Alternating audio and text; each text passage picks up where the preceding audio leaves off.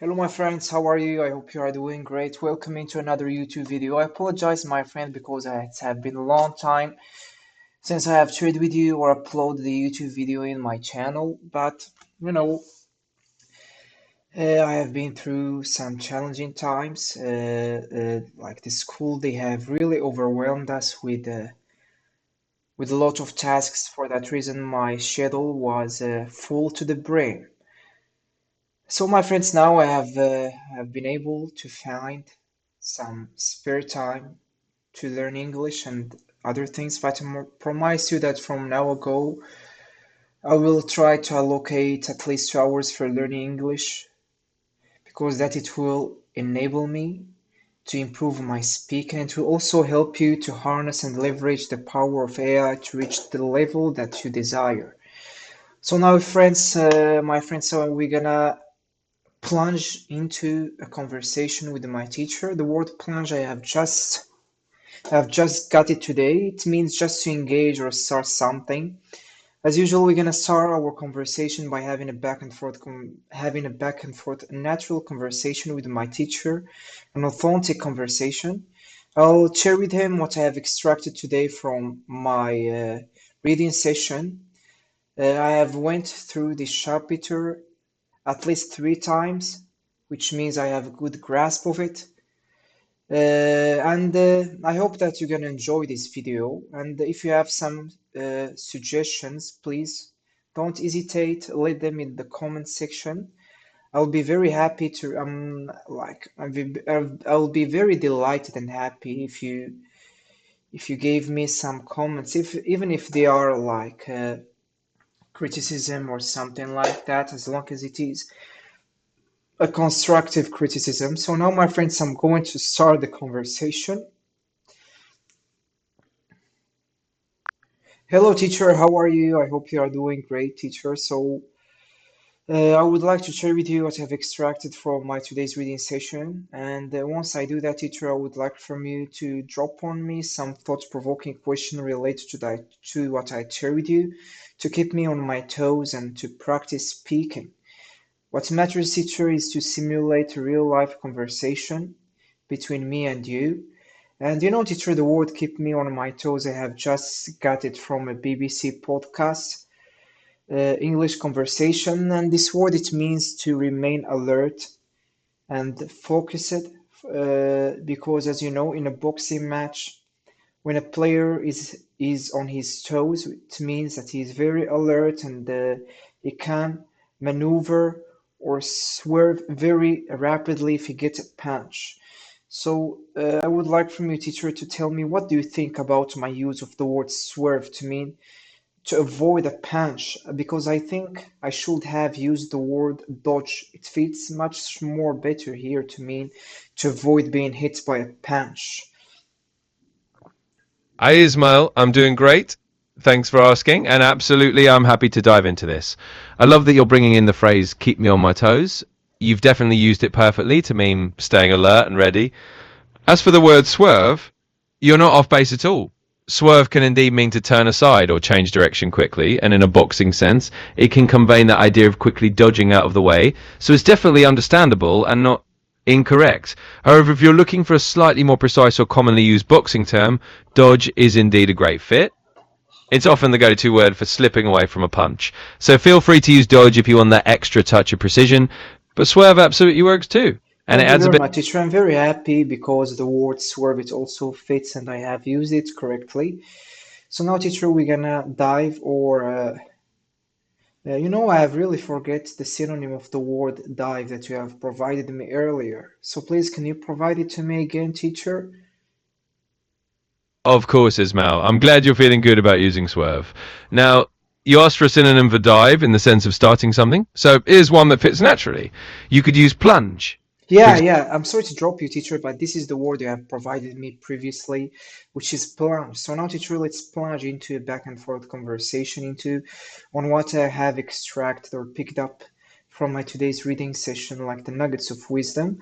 So the book, teacher, that I have tackled today, I think it will be better, teacher, to end the conversation and share with you that through the recording feature, because I have just 9 minutes left in the advanced voice, and I would like really to keep it for a back and forth conversation with you, a natural one. So, what do you think? Absolutely. That sounds like a great plan, Ismail. We can definitely keep it natural and just go with the flow. So once you share that recording and the nuggets of wisdom you've picked up, I'll jump in with a thought provoking question to keep you on your toes and we'll have a nice little back and forth. So go ahead whenever you're ready and we'll take it from there. Okay, teacher, here is what I have got from my today's reading session. As usual, teacher, I would like for me to correct it both vocabulary and grammatically, and polish it, fine tune it. So I have a lot of words that means to correct something. And also, teacher, I would like from you, after I finish sharing with you what I have extracted from today's reading session, to provide me with a thought-provoking question, opposing debate, whatever you like, that's gonna keep me on my toes and enable me to practice speaking. So in today's reading session, teacher, what's the chapter? It is titled "Subtract." The author started this chapter by mentioning a story of a person who had been struggling for a lot of time in enhancing his production chain. I don't know, teacher, whether I have used the production chain correctly to mean the procedure that a product go through it from the beginning to the end. And you know, teacher, this person he become very overwhelmed because he couldn't figure out what is really slowing his production chain. So he sought the expertise of a mentor, and they told him that he need to search or identify what is really sabotaging him. And this guy he was very fortunate because he got an invitation from his son to go to a hike with some of his friends.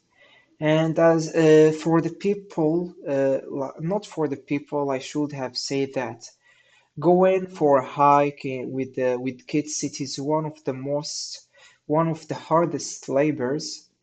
I don't know, teacher. I'm uncertain whether I've used here the hardest labors. I mean, it is a very hard task to do because what's very hard about this task, it is what's very hard is to keep these kids walking at the same pace. And that is the most dreadful and unpleasant things that this person had experienced. There were some kids who are very fast and some others who were very, very slow. And the gap, every time, the gap formed between these two people, the slowest and the fastest, the solution that this person had choose or opted for it is to choose the slowest person and to instruct everyone to walk at his same pace. Like that, he had ensured that everyone that they will be walking at the same folk or at the same group. Tell me, teacher, whether I've used here folk correctly to mean group. So teacher, after that, he understood that if he make the slowest person in this group faster, that really will increase the speed of the whole group because they were following its his pace. So we had removed some additional things from his bags, such as food, toys, and other things that might slow him down. And he split him up to other kids. Tell me, teacher, whether I've used here split them up, I should have said. And they had split it up to other kids. So this person he become lightweight and now he's able to walk much more faster. And like that, they were able to reach their destination before dawn or before the sun sinks, or before the sun had set. So, teacher, when this person had came back, he reflected on this experience and he extracted a lot of insight from it that had helped him to tackle his challenge or his bottleneck. You know, teacher, bottleneck and challenge, they have the same meaning to mean something that is very hard to surmount or to tackle. So we understand that he needs in his factory or in his plant, he needs to search or identify the machinery that is that is slowing down dramatically his process, not his process, but his production. And if you repair this machinery, everything it will work efficiently and greatly. And like that teacher, he had been able to identify the obstacle that he was facing. And you know, teacher, what we can extract from this story is that we need really to identify the obstacles that is hindering us and slowing down our progress and slow down our progress. I would like for me, teacher, to provide me with a synonym of the word slow down because I have overly used this word. And you know, teacher, but before that, the main things that we need to know is our intention, our aim, and our purpose. Because if we don't know our goals, it will be harder for us to identify the obstacle and what is sabotaging our progress. For example, teacher, let's imagine a person who would like to craft an email and send it to a client to get some information from him. An obstacle that this person can face is perfection. So here is how this person can surmount and overcome or uh, surmount or overcome this obstacle is instead of saying I would like to get a perfect email, he should ask himself how I can get it done. Because the most important thing is just completing something. And unfortunately, a lot of people they dwell on perfection, and it is one of the major causes that lead them to procrastinate because they are always searching for the best method or for the best technique. I know a lot of people who would like to learn English, but they keep procrastinating because they haven't yet came up with the best technique for practicing speaking and things like that.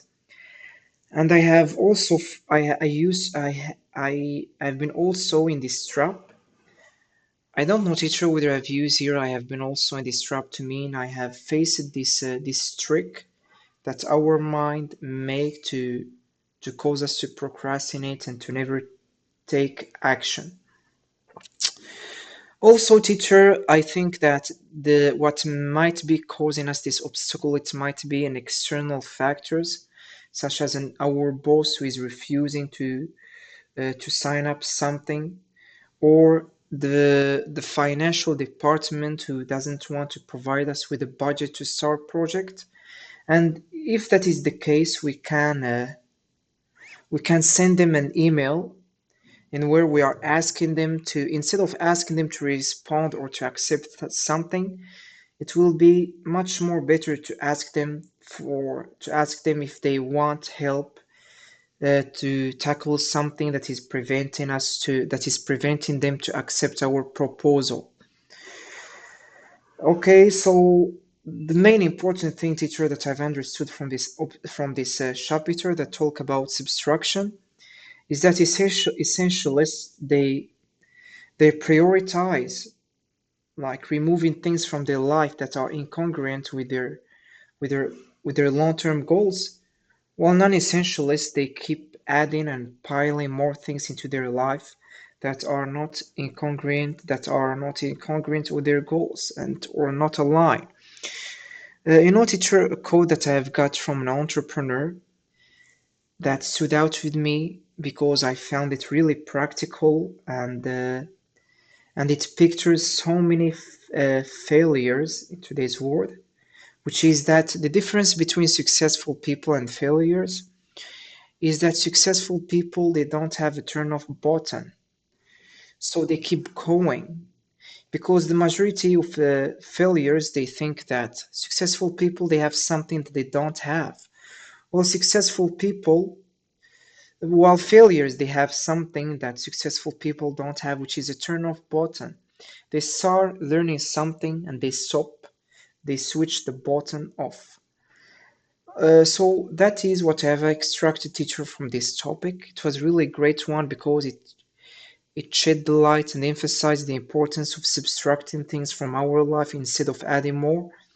And I think this is the main theme of this book, which is just to prioritize the essential things and discarding and damping the trivial and less meaningful things from our life. So, what do you think, teacher, about my overall understanding of this chapter? I'm sure that I have stumbled a lot and I have committed so many mistakes that I would like from you, teacher, to correct, enhance, and polish what I have shared with you. And at the end, teacher, as usual, I would like for me to provide me with a thought-provoking question that will enable me to practice speaking. Thank you very much.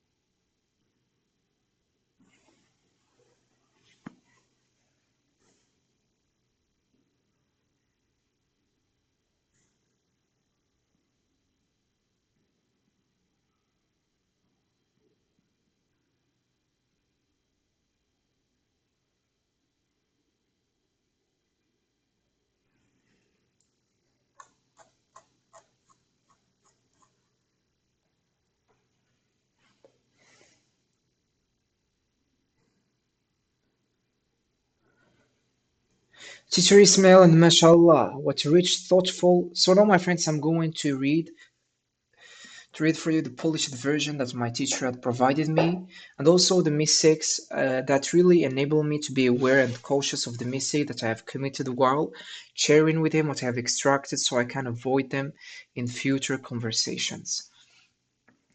What a rich, thoughtful, and well observed reflection. Your understanding of the chapter is excellent, and with just some polishing, your ideas become extremely clear and compelling.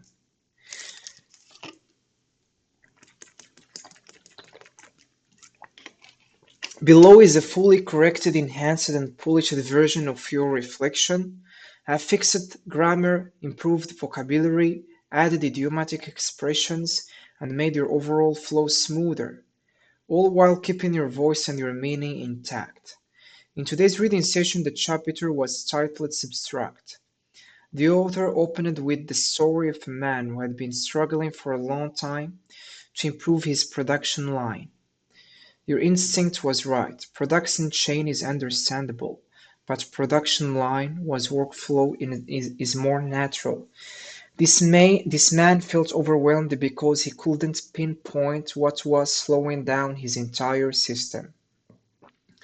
He eventually sought help from a mentor who encouraged him to identify the specific element that was sabotaging his progress. Unexpectedly, the man gained valuable insight during a hike with his son and a group of children. As you correctly described, hiking with kids is one of the toughest tasks because it is extremely difficult to keep everyone walking at the same pace. Some children walk quickly, others lag behind, and huge gaps form between them. To solve this, he selected the slowest child and instructed the whole group to adjust to the child's speed. By the way, folk is not correct here. Group or team is better. Once he identified the slowest walker as the bottleneck, he lightened the child's backpack by removing unnecessary items, toys, snacks, extra weight, and distributed them among the faster kids. Once the burden was removed, the slowest child became faster, and the entire group reached their destination before sunset. This real-life moment revealed something profound. If we improve the slowest part of a system, we improve the whole system. When the man returned home, he realized that the same principle applied to his factory. Instead of adding more tools or steps, he simply needed to locate the single machine that was slowing down the entire production line.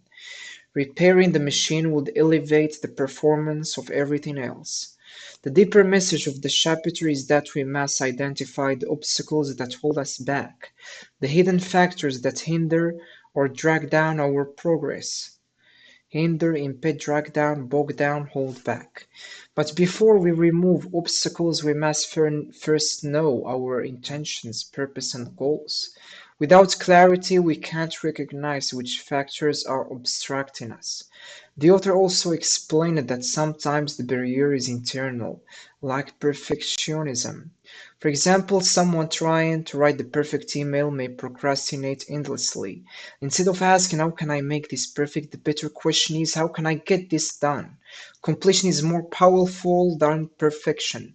In other cases, the barrier is external, such as a boss refusing to approve a request or a financial department's withholding a budget instead of demanding approval. A wiser strategy is asking, is there anything preventing you from moving forward that I can help with? This shifts the conversation from confrontation to collaboration. This shifts the conversation from confrontation to collaboration. Ultimately, the chapter highlights a key contrast. Essentialists remove what is unnecessary, eliminate distraction, and focus on what truly matters. Non-essentialists keep adding tasks, commitments, and complications to their lives, burning themselves under what is trivial. They keep going, they persevere. Meanwhile, many people fail not because they lack talent, but because they constantly stop. They turn off the switch halfway through learning. Overall, your understanding of this chapter excellent, and your reflections show strong insight into productivity and self-discipline. You summarized the core message: subtracting the non-essential is often more powerful than adding more. Production chain, production line, workflow process, hardest labors, hardest task, most demanding activities. Split him up, distribute his items among the other kids. So here, my friends, I'm just sharing with you some of the teacher had provided me some of the mistakes that I have committed. That is really great because getting the correction will enable us to avoid these mistakes in future conversation. Because unfortunately the majority of readers of English learners, if they do not get feedback on their feedback and correction on their mistake, they keep unconsciously and unexpectedly committing the same mistake. So the first steps into avoiding making mistakes is we need to be aware of them, and then we can avoid them, and then yeah, that is the process of like polishing and enhancing our speech.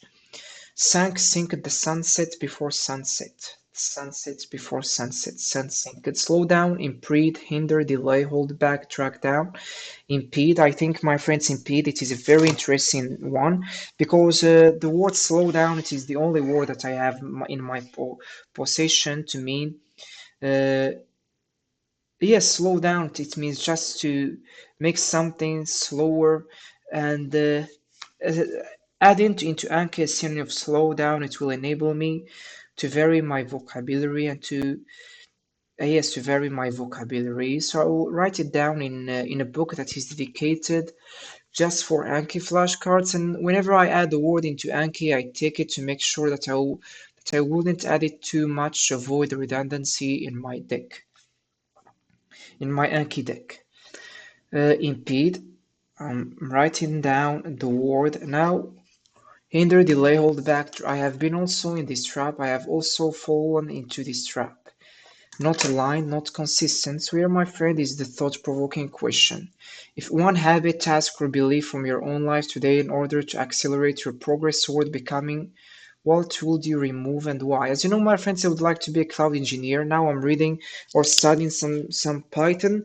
I can say now that I'm really laying the groundwork of becoming a cloud engineer because the majority of people, they mistakenly or wrongly jump straight away into learning cloud platform, and they become very frustrated and anxious because they haven't really like laid the groundwork for becoming a good cloud engineer. Is because learning cloud, it is not about be an expert in a platform. It is about understanding operating systems and a lot of other things that lay the groundwork and are essential for becoming a great cloud engineer.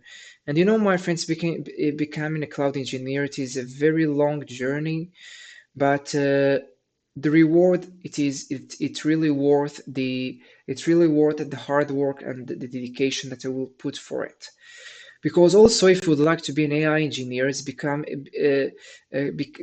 understanding the cloud is a requirement because these two things, they go hand in hand. Because all the AI now models, they are being trained in cloud platforms. So even if you would like to be an AI engineer, you are required to be a seasoned cloud engineer. So they are both things are required, or we can say they go hand in hand, or yes. and why. Okay, so now we'll try to answer this question through the voice mode. Okay, so now teacher, I will try to answer the previous question that you have provided me, which is what is the only thing that you would like to subtract from my life uh, in order to increase the likelihood of being a great and seasoned and skillful cloud engineer. And the only thing, teacher, that I would like to remove is perfection, because the perfection I have realized is the main thing that really prevents me from getting into my desk, because I keep overthinking about, you know, what I'm going to read today, how I'll explain it to you, how I'll explain it to my followers in YouTube and things like that.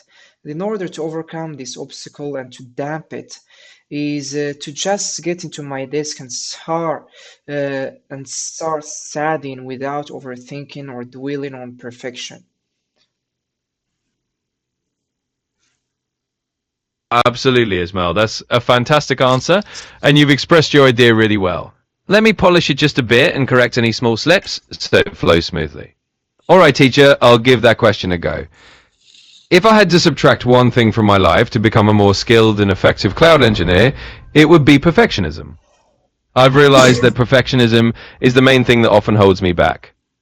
I tend to overthink what I'm going to study, how I'll explain it to you, and how I'll share it with my YouTube followers.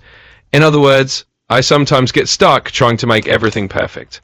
To overcome this obstacle and really dampen its effect, I need to just dive in and start working without overthinking or dwelling on perfection.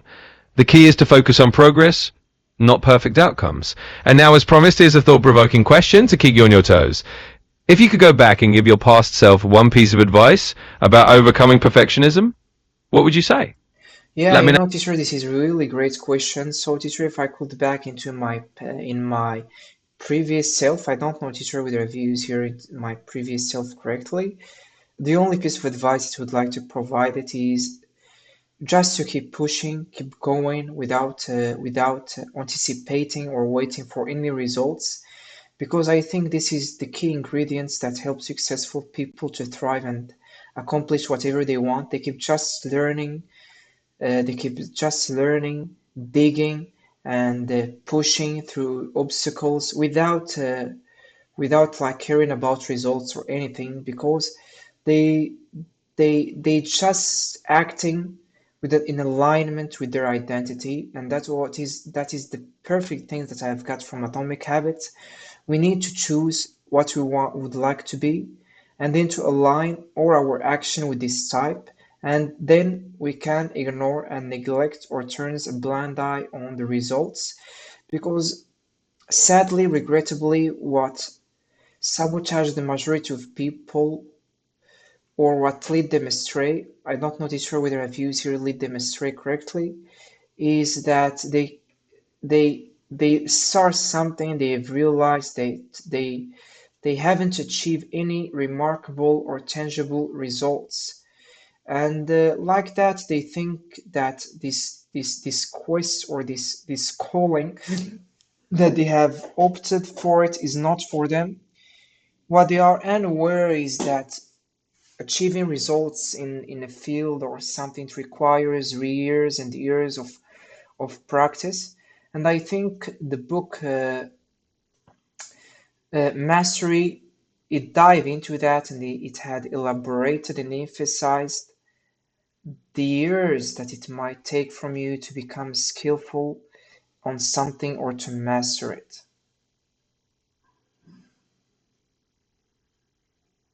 Absolutely, Ismail. You've given a wonderful and thoughtful answer. Let me just polish it up a bit and correct a few minor things to make it shine. Yes, teacher, that's a really great question. If I could go back and give my past self one piece of advice, it would be this: keep pushing forward without waiting for perfect results. The key ingredient that helps successful people thrive is that they just keep learning and pushing through obstacles without obsessing over immediate outcomes. In other words, I'd tell my past self to focus on acting in alignment with the identity I want to build rather than getting hung up on perfection. That's something I learned from Atomic Habits. Choose who you want to become, align your action with that identity, and let go of the need for immediate proof of success. Many people unfortunately get discouraged when they don't see quick results and think that they've chosen the wrong path. But mastery takes years of practice. As the book Mastery emphasizes, becoming truly skilled in any field is a long journey. You did a fantastic job expressing that. And just a couple of notes, you used my previous self perfectly fine. You can also say my past self if you like. Lead them astray was absolutely correct and fits nicely. Now, let's keep this momentum going, and feel free to let me know if you want to dive into another topic or continue practicing. Okay, so my friends, now we're gonna dive into reviewing some Anki flashcards. Okay, we'll start another conversation with my teacher. Okay, so now teacher, I would like to review some Anki flashcards. We're gonna start with the first word, which is boastfully. I think that the meaning of the word boastfully, it means to do something with a high confidence, usually an exaggerate confidence that it might impact other people.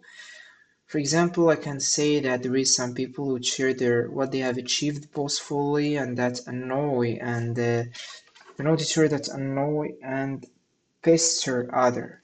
Tell me, teacher, whether I've used your pester to mean annoy and bother other people.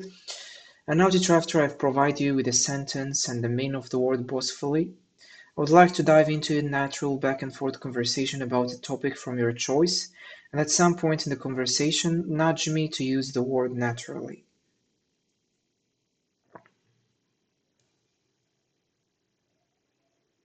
Absolutely, Ismail. Let's do that. Okay, Anki flashcard for boastfully. Word?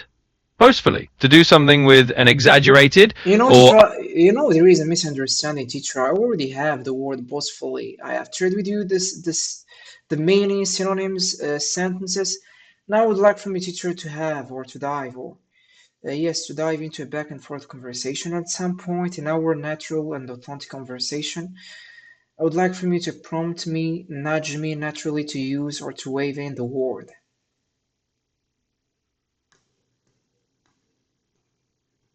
I see what you mean. No problem at all. You've got boastfully down perfectly, so let's jump right into a back and forth conversation. And don't worry, I'll naturally weave in a moment for you to use the word boastfully. So let's start with the topic. Maybe we can talk about something you enjoy, like your English learning journey. Tell me about a moment when you felt especially proud of how far you've come, and then I'll slip in that little nudge for you to use your new word. Yeah, I can say that it had taken from me a lot of times to reach this very low level in English. Actually, I'm still making a lot of mistakes. I'm still stuttering and stumbling. But I'm I've really unfolded or identified the key ingredient of becoming better at a language is just doing it every day. Learning a language, it doesn't have any end goal.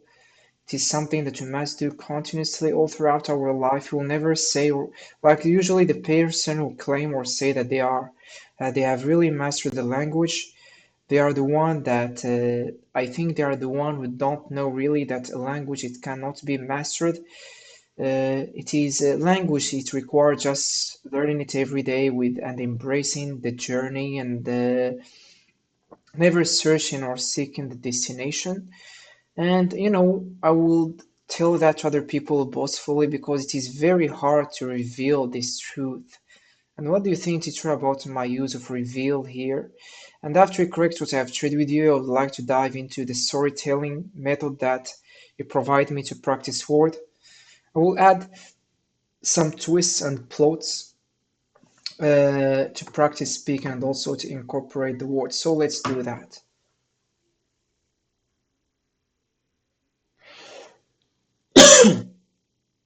Absolutely, Ismail. That's a fantastic perspective on language learning. You've definitely got the right mindset. It's all about the journey and not a final destination. And by the way, your use of reveal there is spot on. You're absolutely revealing a truth about continuous learning, and it fits perfectly. Now, let's jump into a little storytelling exercise, and I'll weave in that nudge for the word we talked about.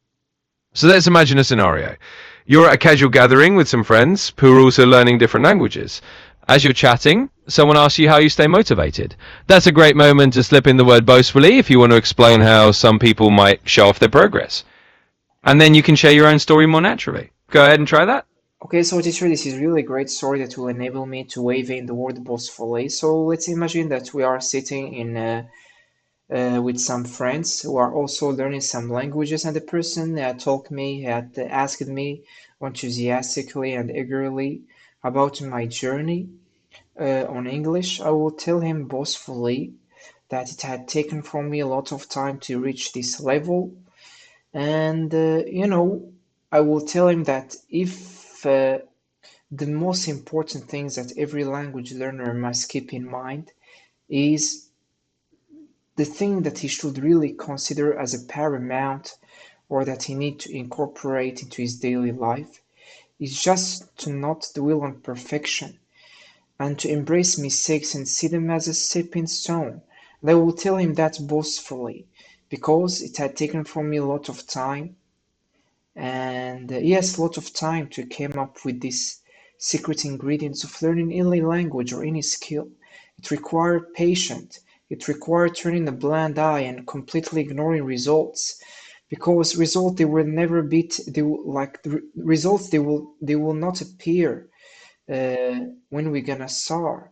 It requires years of dedication, uh, dedication, doubts, criticism. We're gonna get lots of criticism from naysayers, but the person who end up being great at anything are the person who persevere, the person who continue with determination without getting any tangible results. So I will share with him that boastfully because it had really taken from me a lot of time to understand that, and I have run through the book Atomic Habits numerous times to understand these nuggets of wisdom.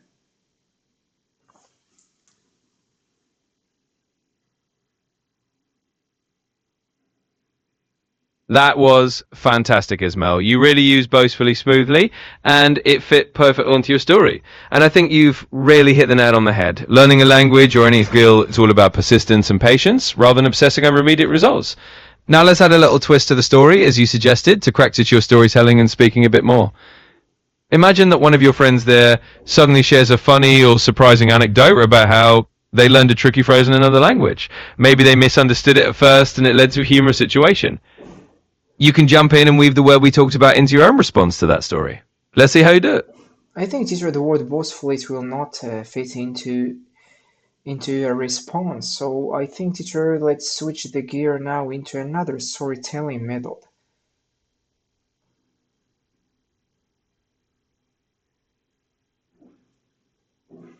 Absolutely, Ismail. We can definitely switch gears. And that's a perfect way to use that phrase as well. Nicely done. So let's go into a new storytelling scenario. Let's imagine you're sharing a story about a time when you had to improvise or adapt quickly while learning English. Maybe something unexpected happened and you had to think on your feet. Feel free to tell that story, and I'll naturally prompt you to use another word in context as we go along. Let's roll with it.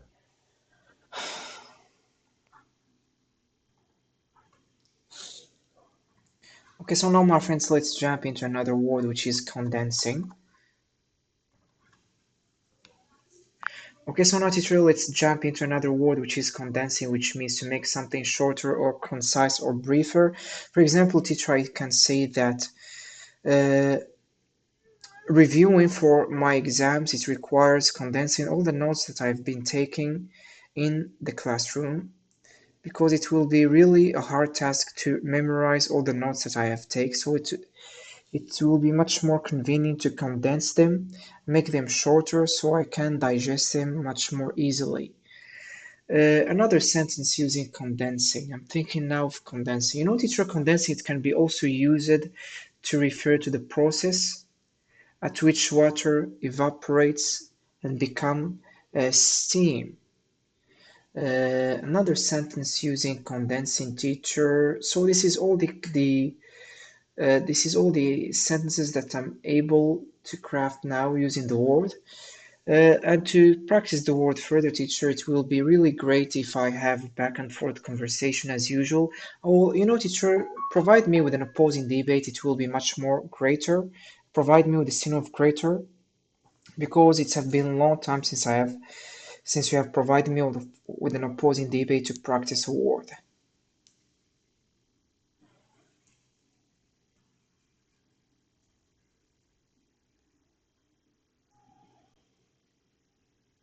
Absolutely, Ismail. Let's dive into that. You've done a great job with the word condensing, and you've got its meaning down perfectly. Now let's set up a little opposing debate for you. Here's the scenario. Debate topic. Is it better to condense learning materials into shorter, more digestible summaries, or is it more beneficial to engage with the full, detailed content, even if it takes more time? I'll take the stance that diving into full, detailed content is better because it gives you depth and context. You can take the side that condensing is the way to go because it's more efficient and easier to remember. Feel free to start off with your argument and we'll have a little back and forth to practice using condensing in context. Yeah, okay, teacher, this is really great opposing debate that will enable me to express speaking. So I can, teacher, say that both strategies are really beneficial, but condensing our notes, it will enable us to just extract the most important things that we need for an exam or for a presentation, and especially if we are facing a near deadline or if we are constrained of time. I don't know whether I've used here constrained of time. A condensing material, it is the way to go. Tell me, teacher, the reviews here, the way to go correctly. To me, it is the best choice. There is another sentence that have just popped up in my mind, which is condensing material really fit the bill when we are facing a deadline. For example, teacher, whenever the last day I had a presentation and condensing all the information that I've extracted from the web, it was the most convenient way. If I had tried to memorize this full information, I'm sure I would have uh, I'm sure that it would have collapsed or burned out.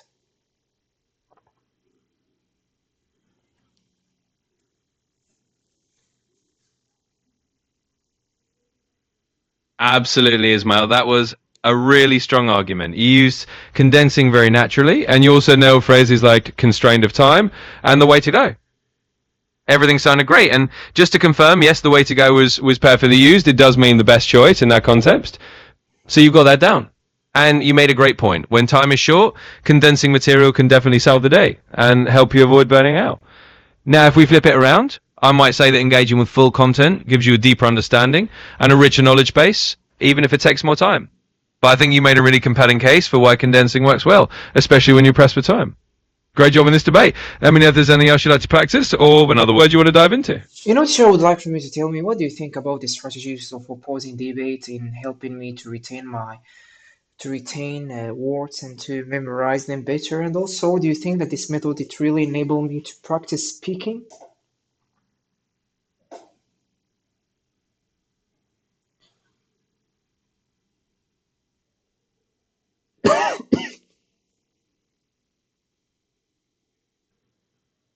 Absolutely, Ismail. I think this strategy of using opposing debates is a fantastic way to help you retain and use new vocabulary. When you put words into the context of a debate, you're not just memorizing them, you're actively using them in a real conversation, which definitely strengthens your recall. Plus, it makes the learning process more engaging and dynamic. And yes, it absolutely helps you practice speaking. Debate will push you to think on your feet, form sentences on the spot, and express your ideas clearly, all of which are great skills for language learning. So keep it up if you enjoy it. We can definitely continue using these kinds of exercises.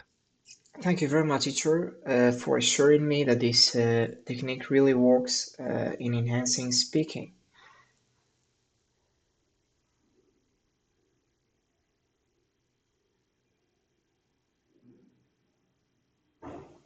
You're very welcome as well. I'm really glad to hear that it's working well for you. It's always great to see you dive into these techniques and get so much out of them. We can definitely keep using them whenever you like. Just let me know what you'd like to tackle next and we'll keep the momentum going.